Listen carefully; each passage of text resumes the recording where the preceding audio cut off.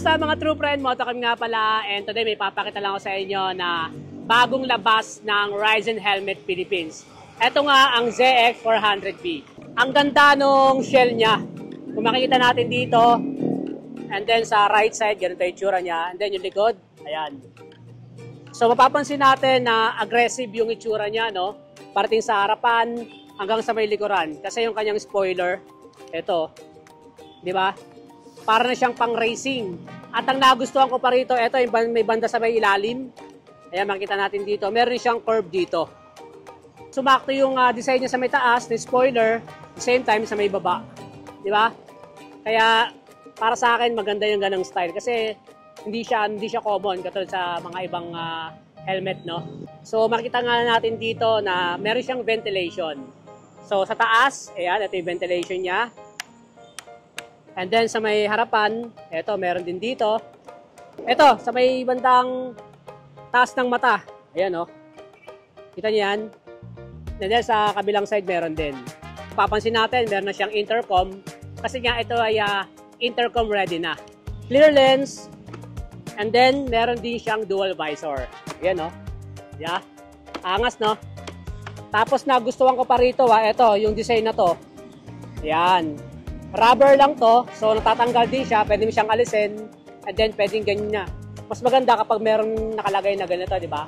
Parang mas maangat yung forma niya. At ang isa sa pinakamaganda pa dito, ito nga ay modular, di ba? So kung titignan mo yung tsura niya, mukha siyang full face. Hindi siya halatang modular. Check natin yung kanyang pagka-modular, no? So pag iaangat natin siya dito, meron siyang hawakan din sa may ilalim. So papasok mo yung finger mo, push, and then angat. O, di ba? So, ganito naman ang itsura niya. Ayan. So, pag nakababa yung kanyang visor, ayan, no? Yun. So, mas maangas pa rin siyang tignan. Yeah. Pag-usapan naman natin yung kanyang inner. Ito, sa may inner niya, sa may loob. Yung foam niya, ayan, maganda yung pagkakadesign. Makapal. Sa loob, ayun, no? Ang ganda rin ng itsura niya sa loob. So, kita rin dito yung pagka-premium niya, no? And then, sa may bandang itaas, ayan, meron siyang mga singawan dito kasi importante yan. Kasi pag nasa loob na ng ulo natin to, pag suot na natin, is medyo mainit na. So ito, may mga singawan siya sa loob. Gaya nga ng sabi ko, intercom ready na siya. Kaya may nakalagay tayo na Jabber Boss. So sa may side niyan, nakikita natin dito, andito yung earphone or yung pinaka-headphone niya, no? Sa may right side and then sa may left side. So intercom ready. In case of emergency naman, may makikita naman tayo dito. Ayan, may nakasulat na pull. So, kunyari, na-aksidente yung rider natin na may suot ng ganito, hihilahin mo lang to, itong side na to. So, pag hinila mo siya, ganito ang kalalabasan nyo. Oh. See? Ang bilis niyang matanggal kapag hinila natin to. So, pag natanggal natin yan, mas makakahinga na yung rider natin na suot tong helmet. Diba? So, ayun yung gamit niya in case of emergency. Nare-remove siya kasi nga itong foam natin is removable. So kapag mabaho na yung helmet natin or sobrang dami ng pawis sa loob kasi nga hindi ka nagsusot ng balaklava, papawisan sa loob. Minsan pag pinasuot mo pa sa OBR mo, magkakaroon ng mga makeup sa gilid. So eto, dahil nga removable, pwede mo siyang labahan. Pagdating naman sa kanyang strap, eto yung strap niya. So ano siya, quick release. So ang gagawin lang, hihilahin mo lang tong kulay red, hila pataas and then matatanggal na siya. Sa may bandang ilalim, meron siya ritong reflectorized. So kapag suot natin to, yun, nagre-reflect to pag tinamaan ng ilaw. At etong part na to is ano siya, leather. Tapos cotton. Maganda rin yung pagkakatahi nyo, pulido.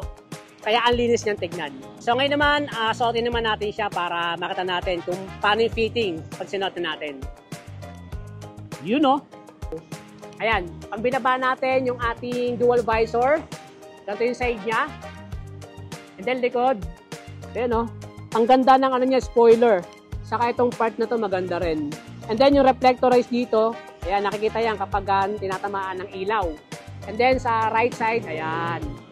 Di ba? Ayan naman ang itsura niya. Di ba? Pag binaba yung dual visor, yan. Yan ang angas. O, yun pa sa may right side, oh. Mahilig kayo kumain, mahilig kayo uminom ng soft drinks, o kaya ng tubig na nakalagay sa Aqua Plus. Diba? Kunyari, inom kayo. So, hindi nahuba rin yung helmet nyo. No? So, ano lang, aangat nyo lang yung modular, Ayan. Tapos kuha ng tubig, inom. O kaya food trip, kakain na. Yeah? Usually kasi yung mga nakikita ko modular is mabigat. Pero ito, magaan lang siya. Kaya magandang suotin. Oh? Hindi siya ganun kabigat, hindi siya masakit sa leeg. Bukod sa monocolor, pag sinabing monocolor, ito yung mga plain color. Meron tayong mga black, white. So ayan, nakita sa screen, ay yung mga available color niya.